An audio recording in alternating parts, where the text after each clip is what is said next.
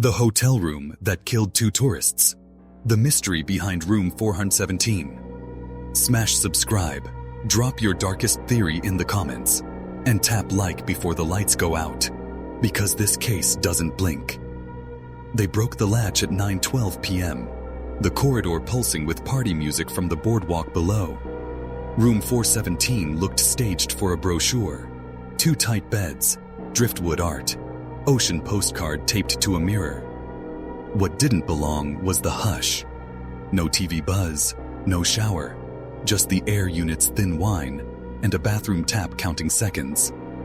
Detective Lena Voss stepped in first, gloved and wary. A passport wallet, a transit card from Montreal, a hostile wristband cut cleanly at one edge. Signs of 2 young travelers who were supposed to check out that morning and simply didn't. Mara and Elise Hart, sisters, 25 and 20. Social posts pinned them to sunset cocktails and cheap beach buckets the night before. The hotel cameras caught them returning with 2 men at 1:07 and 3:58 a.m. The men left together at 6:03. The sisters never left at all. Voss walked the room clockwise. No overturned lamps, no shattered glass, no shoe dragged under a bed. But the air felt metallic sweet, like hospital corridors after a scrub down. She cracked the balcony door. Salt wind rushed in, but the chemical note held. On the nightstand sat a housekeeping envelope. Inspection complete in blue ink. Yesterday's date. A loopy signature that looked more flourish than name. She peeled back a corner of the sheet. Crisp. Too crisp. The chlorine bite rose sharp enough to sting her sinuses. The mini fridge was untouched, the safe locked, the bathroom tidy to a fault. In the trash, skewers from street food, 2 straws snipped shorter, a receipt whose ink had bled in the heat.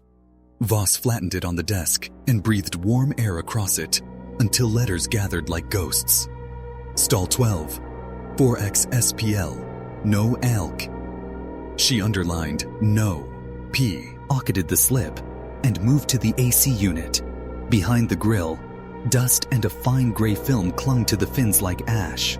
The custodian hovered at the threshold, a ring of master keys in his palm.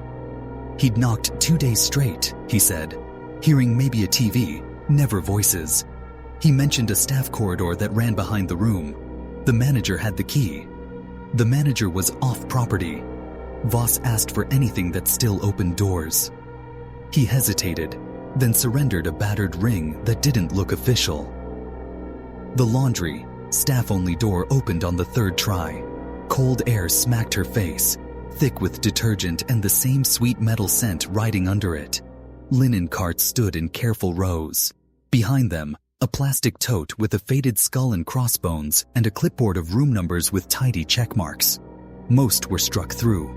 4 and 17 was circled twice, hard enough to scar the cardboard. Voss lifted the clipboard. Taped beneath it, so clean it gleamed, was a spare key card hand-labeled in block letters.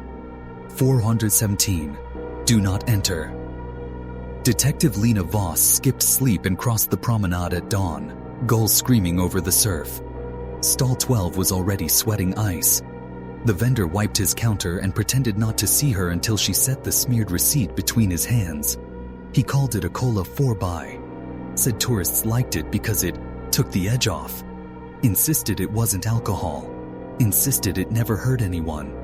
When she asked who supplied the syrup packs, he glanced past her to the resort's logo and pulled his shutter down with a single, rattling stroke. Back in 417, the air felt heavier, as if the room remembered. Crime scene scraped the AC fins and the headboard seams. Ruiz tried to joke about beach flu, then coughed until his eyes watered. The prelim tox call came at 11:26. Trace insect repellent in blood. Annoying, not fatal. On the AC swab, though, the lab flagged a DC, rivative consistent with aluminum phosphide, grain fumigant. Add moisture and it releases a clear, deadly gas.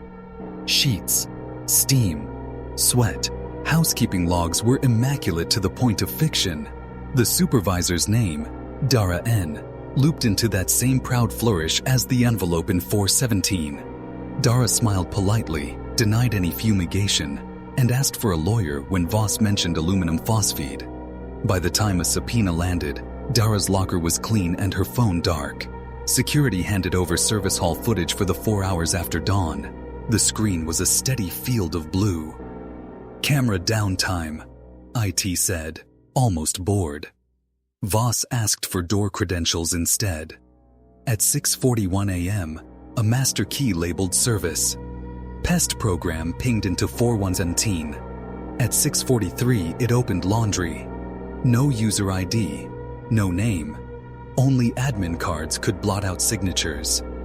Voss took the service corridor alone, passing carts of folded towels and racks of robes that smelled like the ocean if the ocean were bottled. A dead olive fire door wasn't on the guest map. The oldest key on the custodian's ring turned on the second try.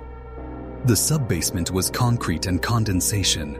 Behind stacked detergent totes stood thin belted cylinders like thermoses for giants. A laminated grid hung from a chain. Treatment schedule: 417, prep 614, hold 612, set 2200. Every line initialed with the same looping pride. A hairline tube ran from a punctured foil sachet into a manifold glued to the HVAC trunk that fed the 6th floor. A digital timer blinked red. 5 minutes and counting. Her radio crackled. Guests on 6 were complaining of a battery smell. Voss told command to clear the floor and kill the main blower. She traced a power cord to a breaker box caged behind conduit. As her glove closed on the switch, the stair door she had wedged with a rag sighed and eased shut. A key turned on the other side with careful, practiced calm. She killed the blower anyway. Upstairs, someone pounded on a door, distant as surf. Footsteps circled the landing, then stilled. The timer rolled past 0410, steady, unbothered.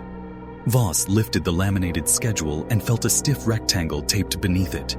She peeled it free. A hotel admin badge with the user field scratched blank and, in permanent marker across the top, Property Ops. Do not remove. On the lanyard clip, pressed flat and forgotten, was a child's theme park wristband. Room 612 written in pen. The timer hit 03:59. The key turned again. The timer flashed red against the concrete. 03:59, 03:58, 3:57. Detective Lena Voss steadied her breath. The air tasted of metal and detergent. Behind the fire door, the key scraped again, slow and deliberate, as if whoever was on the other side wanted her to hear it. "Command, it's Voss. Someone's in the sub-basement," she whispered into her radio. Static. No response. The ventilation fan had gone silent. Her signal must have died with it. She backed toward the manifold, grabbed her multi-tool, and jammed the flat edge under the timer's panel. It popped open, revealing a small green circuit. Industrial grade. Whoever set this up wasn't an amateur exterminator. They had access, knowledge, authority. The door burst inward, and a figure filled the frame, silhouetted by the stairwell light, hotel badge glinting on their chest.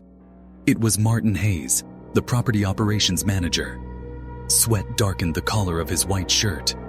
"You shouldn't be down here," he said, voice too calm.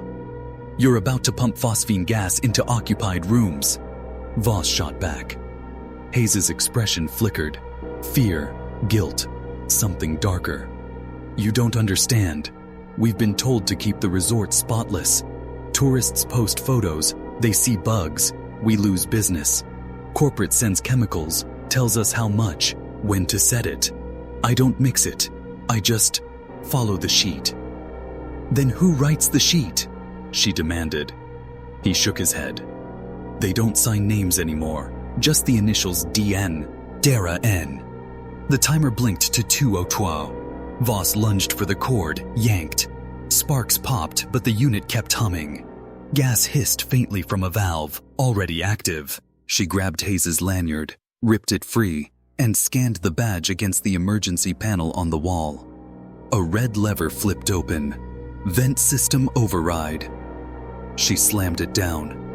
The blower roared to life, reversing airflow, dragging the invisible poison toward the filters. Hayes stumbled back as alarms began to shriek up through the stairwell. By the time backup arrived, the sub-basement was a blur of flashing lights and condensation. Hazmat pulled Voss and Hayes out on stretchers, masks pressed to their faces. Hayes kept whispering, "I didn't know. She said it was safe." 2 days later, Dara N. was found at a bus station 50 miles north, her car abandoned behind an old warehouse. In her glove compartment, sealed packets of the same phosphide compound, and a signed memo from a regional pest control contractor tied to the hotel's parent company. Every sheet bore the same looping signature that Voss had seen on the inspection envelope in room 417. The resort quietly closed for renovations. Hayes took a plea deal. Dara disappeared before trial. The corporation denied involvement. Months later, Voss received an unmarked envelope at her precinct. Inside was a single photograph. Room 417, freshly renovated, beds remade, curtains drawn.